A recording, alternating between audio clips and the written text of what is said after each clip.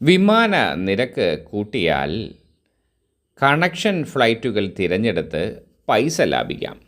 യാത്രാസമയം കൂടുമെങ്കിലും പണം ലാഭിക്കാം എന്നതാണ് പ്രത്യേകത. പ്രവാസികൾ തിരഞ്ഞെടുക്കുന്നത് കണക്ഷൻ ഫ്ലൈറ്റുകൾ.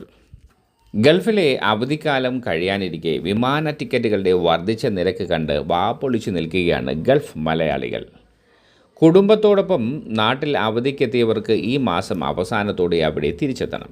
വിമാന ടിക്കറ്റ് നിരക്കുകളാകട്ടെ അനുദിനം കുത്തനെ ഉയരുകയുമാണ്. നേരിട്ടുള്ള വിമാനങ്ങൾക്കാണ് വൻ ചാർജ്. ഇതിൽ നിന്ന് രക്ഷപ്പെടാൻ കണക്ഷൻ ഫ്ലൈറ്റുകളിലാണ് മലയാളി കുടുംബങ്ങളുടെ യാത്ര. സമയം കൂടുതൽ എടുക്കുമെങ്കിലും കുറഞ്ഞ ചിലവിൽ ഗൾഫിൽ എത്താനാകുമെന്നതിനാൽ ബുദ്ധിമുട്ടുകൾ അവർ കാര്യമായി എടുക്കുന്നില്ല. ഈ മാസം കൊച്ചിയിൽ നിന്ന് ദുബായിലേക്ക് ഒരാൾക്ക് നേരിട്ടുള്ള വിമാന ടിക്കറ്റ് നിരക്ക് 35,000 രൂപയോളമാണ്. 4 പേരുള്ള കുടുംബം ദുബായിലെത്താൻ 1.5 ലക്ഷത്തോളം രൂപ വരും.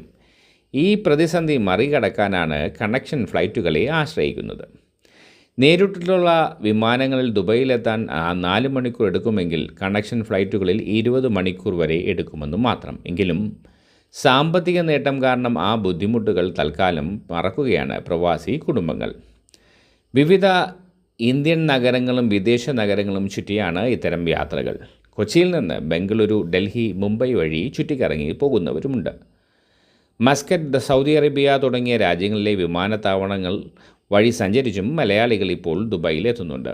ഇത്തരം യാത്രകളിൽ ഒരാളുടെ ടിക്കറ്റിൽ 10,000 രൂപ വരെ കുറവുണ്ട്. മലയാളികൾ മാത്രമല്ല, UAEയിൽ ജോലി ചെയ്യുന്ന വിദേശികളെല്ലാം ഈ പ്രതിസന്ധി നേരിടുന്നു. ചിലർ ഇതൊരു അവസരമായും എടുക്കുന്നുണ്ട്.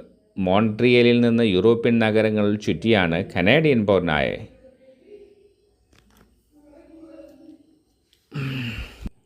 ദുബായിൽ എത്തിയത്. കൂടുതൽ സമയമെടുത്തെങ്കിലും ഈ യാത്രയിൽ 6,000 ദിർഹം ലാഭിച്ചെന്നാണ് അദ്ദേഹത്തിൻ്റെ കണക്ക്.